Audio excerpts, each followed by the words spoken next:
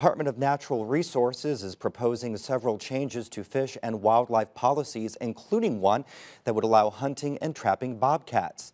Officials removed bobcats from the state's endangered species list in 2005, and the DNR says the population is thriving. Lindsay Wright joins me now. Lindsay, this isn't the only proposal people are concerned about, is it? It's not, Joe, but it's definitely the most controversial. Another proposal would require licensed animal control workers to euthanize raccoons, coyotes, and opossums that are causing problems on people's properties. Those who are against these two proposals say they want to see more data before the DNR moves ahead with what they consider a big policy switch. James Mahoney loves to watch wild animals walk around his property. That's why he put up trail cameras. Anything that walks in front of this camera out to so many feet, 50 feet or so, it'll take its picture and you'll see it walk by. Mahoney has a special compassion for animals. He owns several horses and even rehabilitates animals, including this fox named Baby. He says that's why it's kind of surprising for people to learn he's been hunting and trapping animals his whole life. We could love these animals to death, but if there's not a harvest, then you got an overabundance. Mahoney says that's why he thinks it could be time for the state to start allowing bobcat harvesting. He's taught hunter education for more than 40 years and says it's just part of conservation. We got pictures of them on our trail cameras here, where they come right around here and come close by. Right now, they're beautiful to see. I don't know if I could kill one, but if we have to, we have to. The DNR points to evidence they say shows the bobcat population is robust enough to start a hunting season. Numbers started going up in the early 2000s, and now bobcats seem to be thriving, especially in the southern part of the state. The DNR says workers don't do population counts because it's costly, and the numbers are always changing. But still, the species has been spotted in more than half of the state's counties since 1970. What we do instead is we look at trends. So the surveys we have, and for bobcats, we have two main ones and then a third one we use to supplement it. We look at how the population is changing and at what rate it's changing. At a public meeting in Mitchell, several farmers spoke in favor of the proposal. The reason why we have so many bobcats in southern Indiana is because they're coming from Kentucky. They claim bobcats are wreaking havoc on their properties and depleting the turkey and rabbit populations. Trapper Charles Davis says the DNR should also listen to hunters and trappers because they're the boots on the ground.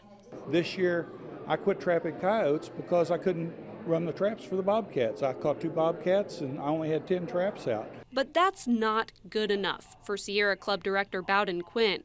He worries allowing hunting could wipe out the population. I mean, it doesn't make for fun reading if you care about animals in general. As he reads through the DNR's proposal, he gets hung up on what he says is missing: specific data. Aside from that, he says there could be an economic incentive to leave bobcats be for now. I've seen bobcats twice, not here in Indiana, but in California. And it's a big thrill. And of course, you only see it for a second because it's taken off. But how cool would it be if in Indiana, people had a chance to see bobcats when they went for a walk in the woods? But bobcat hunting isn't the only proposal causing outrage.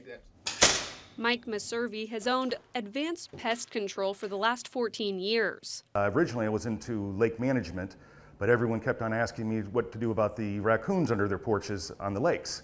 Maservi says his catch and release policy for nuisance animals is why a lot of customers use his service. But a DNR proposal would require him to euthanize raccoons, opossums, and coyotes. He only puts down animals that have disease, and he sees no reason for the DNR to take such a hard line. It's just heartbreaking. If you've ever had to put down a baby mama or a mama with babies clinging to her fur, and we're gonna have to put them in a box and gas them with, usually it's carbon monoxide, but there's other ways, and some of them are quite gruesome. Maservi says he should be able to choose whether to euthanize an animal. But the DNR says the policy wouldn't have a significant impact and would only be used in rare situations when removal is necessary. Mahoney also owns an animal control business, and he says releasing the animals only moves the problem around. Although opponents say the DNR isn't providing enough information, Mahoney says conservation experts exist for a reason, and the state should consider their expertise. Because they're knowledgeable, because that's their profession. They have it, not because they have a degree, but because they're in the field. Lindsay Wright joins us for a little bit more. You know, we've done some reporting on the changes for otter trapping. Would this be kind of the same? Yeah, it would be highly regulated, even more so than otters. The hunting season would be shorter, the quota would be even more strict, and hunters would have to report their bobcats within 24 hours to make sure the numbers are really up to date.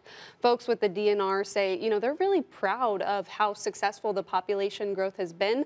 These tight regulations would be to ensure that the population isn't at risk. So the Natural Resources Commission will most likely take up this proposal, public input on at its meeting on May 10th, and if it's approved, the DNR will have the ability to put it into place. Lindsay, thank you very much. You're welcome.